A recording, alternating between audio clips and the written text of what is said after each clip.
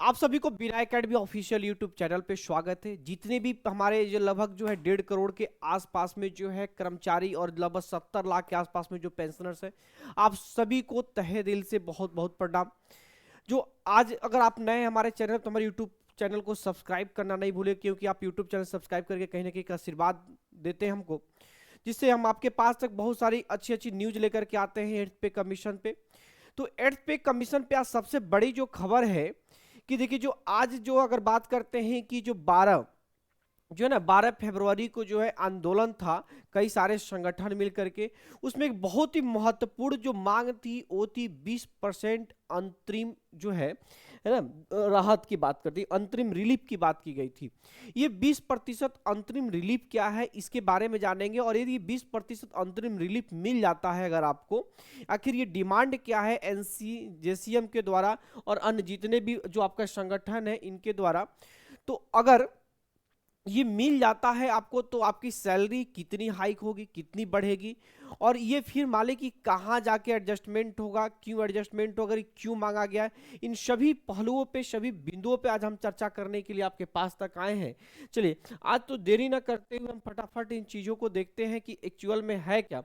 देखिए, जो 20% की बात करता है, देखिए अगर हम यहाँ पे 20% अंतरिम बजट की बात करते हैं, तो चूंकि आपको पता है कि अगर यहां से बात करते हैं कि, तो आपको इस बात की पता है कि आपका लगभग जो 1 जनवरी 2026 से जो है आपका 8th पे इंप्लीमेंट होने वाला है, 1 जनवरी। लेकिन अभी जो है ये नवंबर जो है 3 नवंबर की बात करते हैं, 3 नवंबर 2025 में इसका जो है गठन किया गया है आयोग का, और इसमें लगभग जो है आपको 18 माह का समय दिया गया है इनको जो है अपना आयोग का रिपोर्ट गठित करने में।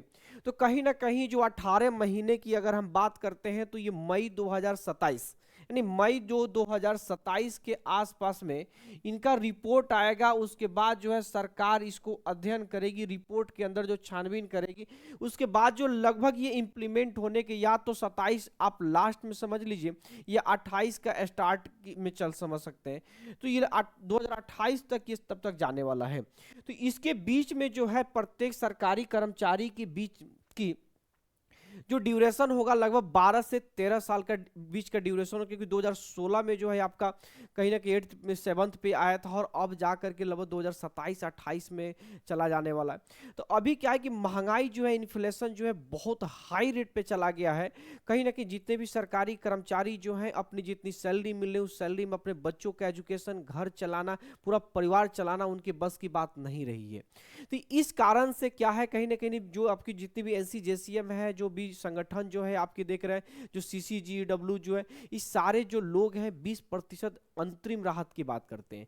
ये 20% अंतरिम राहत क्या क्या है कि इनका कहना है सीधे के सीधे कि अगर हमारा, चलिए आपको जब मर्जी तब, अब 2028 में 2000 आप 27 में जब मर्जी आप देना 8th पे कमीशन, तब तक हमारा जो है 1 जनवरी जो देखेंगे, अगर 1 जनवरी की बात करते हैं देखेंगे यहाँ, तो 1 जनवरी देखेंगे यहाँ पे अगर क्लियर की बात करते हैं तो क्वेश्चन में कहा, इनको सीधे सीधे कहना है कि 1 जनवरी को देखेंगे यहाँ पे बात करना है कि कर्मचारी संघों की मांग है कि चूंकि 8वें वेतन आयोग की गठन और इसकी सिफारिशों को लागू करने में देरी हो रही है, इसलिए कर्मचारियों और पेंशन भोगियों को उनके मूल वेतन और पेंशन का 20% अंतरिम राहत के रूप में प्रदान किया जाए। यानी जो आपका जो पेंशन है, जो आपका बेसिक है, वो बेसिक जो है आपका 20% बढ़ा के दिया जाए। ठीक है, कह रहा है कि क्यों मांगी रही है। आयोग को सिफारिश आमतौर पर लागू होने में 18 से 24 महीने का समय लेती है। इस बीच बढ़ती महंगाई, इन्फ्लेशन से निपटने और कर्मचारियों के मनोबल को बढ़ाने के लिए इसमें एडवांस के तौर पे मांगा जा रहा है। कब से लागू करने की, यूनियन ने इसे 1 जनवरी 2026 से लागू करने की मांग रखी है। ठीक है, वर्तमान स्थिति जो है 12 फरवरी 2026 को कर्मचारी संगठनों ने मांगों को लेकर स्ट्राइक का आह्वान भी किया था। सरकार ने अभी तक इसे 20% राहत पर कोई आधिकारिक जो फैसला नहीं दिया है। तो अब यहाँ पे क्या करना कि अगर देखिए 20% अंतरिम राहत है, तो जैसे मान लीजिए कि अगर आपकी सैलरी की जो है, सैलरी का अगर हम कहते हैं कि बेसिक जो है, मान लीजिए अगर बेसिक की बात करते हैं वो है मान लीजिए 50,000, तो अगर मान लीजिए कि इसमें अगर 20% की वृद्धि होती है, यानी आपकी सैलरी 120% हो जाती है, तो देखिए डबल जीरो से डबल जीरो कैंसिल हो जाता है, तो बचता है देखिए कि 12 25 60 हो जाता है, ठीक है। और 2 जीरो यहाँ पे है देखिए, और 1 जीरो, तो आपकी बेसिक जो हो जाने वाली है 60,000। और जो 10,000 रुपये जो यहाँ पे आपका जो वृद्धि हो रहा है, इस 10,000 का ही जो है आपका डीए बढ़ेगा, इसी का जो है आपका एचआरए बढ़ेगा, इसी का जो है ट्रेवलिंग अलाउंस बढ़ेगा। तो इस हिसाब से कम जो आपका अंतर होने वाला है लगभग 25,000 रुपये के आसपास में इंतर डिफरेंस हो जाने वाला है किसी बेसिक में 20% की। उसी तरह पेंशन में 20% की वृद्धि हो जाएगी।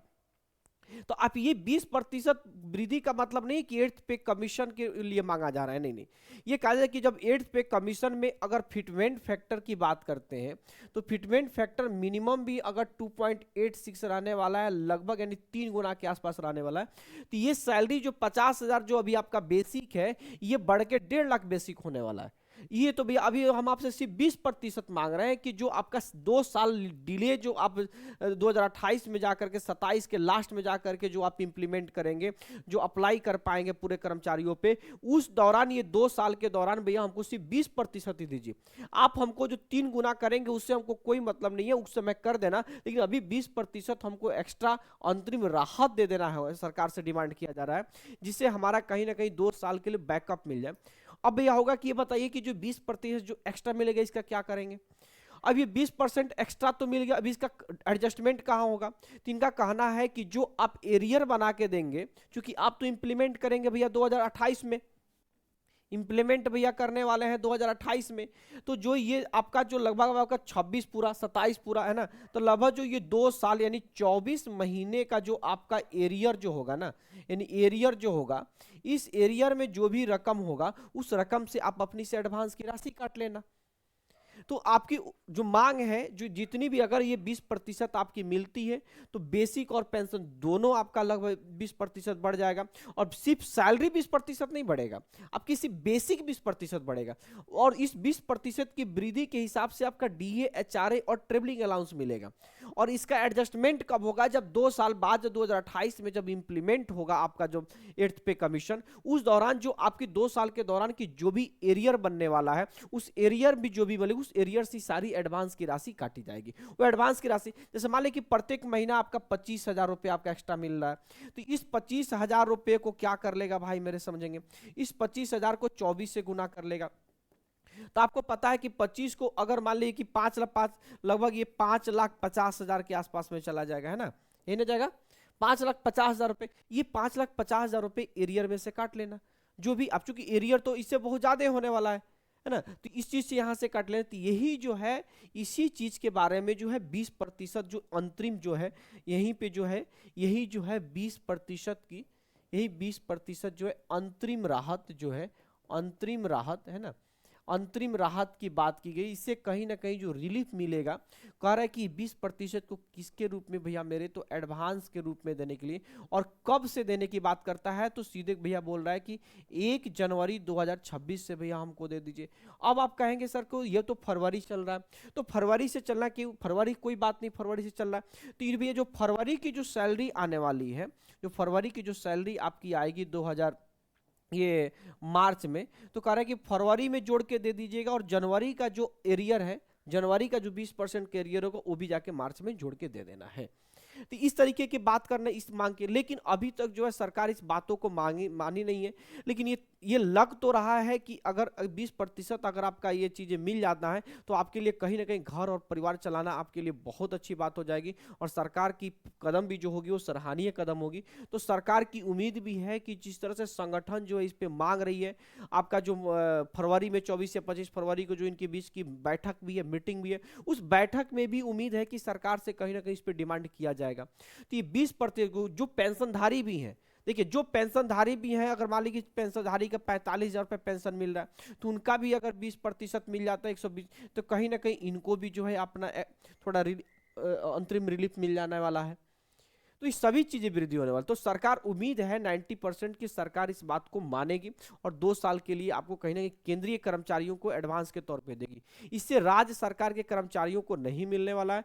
राज्य सरकार में पूरे भारत में सिर्फ एक असम ही एक ऐसा राज्य है जहां पे सबसे पहला जो है आपका 8वां वेतनमान लागू करने की घोषणा की जा चुकी है, यानी वहां पे टीम को गठित किया जा चुका है असम। बाकी अभी कोई भी राज्य जो है इस पे कोई चर्चा नहीं करे, लेकिन असम जो है इसकी चर्चा कर चुकी है। तो ये है था अंतरिम जो है, अंतरिम जो आपका रिलीफ की बात कर रहा था।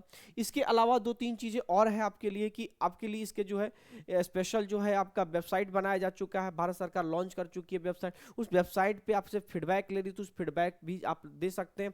और फीडबैक आप हर आदमी को फीडबैक देना कंपलसरी है, क्योंकि जब तक आप फीडबैक नहीं देंगे आपकी यूनिटी पता नहीं चलेगी। क्योंकि लगभग 1.5 करोड़ एम्प्लॉई हैं, 70 लाख भाई मेरे पेंशनर्स हैं, लगभग जो जाता है 2.5 करोड़ के आसपास में। उसके अलावा जो स्टेट गवर्नमेंट के भी जो एम्प्लॉई हैं, ये सारे लोग मिल करके लगभग 3 करोड़ के आसपास में, आपका अगर 3 करोड़ फीडबैक जाता है तो सरकार को कहीं ना कहीं अपने वोट बैंक की राजनीति को साधने के लिए उनको झुकना पड़ेगा। वो देखिए कि भैया कि हमारे जितने भी एम्प्लॉई हैं वो सारे के सारे जो है अवेयर हैं, जागरूक हैं। जब जागरूक रहेंगे तो जागने वाले आदमी को भैया कोई हराता नहीं है ना। तो कहीं ना कहीं आपको अगर जागरूक बनना है तो कहीं ना कहीं आपको फीडबैक देना है। तो फीडबैक कैसे देंगे, इस पे भी बहुत जल्द हम वीडियो लेकर के आने वाले हैं। और क्या ऐसी वीडियो की आपको नीड है तो हमको जरूर बताइए कमेंट बॉक्स में, ऐसे हम वीडियो जरूर लेकर के आने वाले हैं कि फीडबैक कैसे देंगे। तो आज की इस वीडियो के आज की इस सेशन को हम यहीं पे खत्म करते हैं। चलिए शुभ रात्रि, थैंक यू, जय हिंद।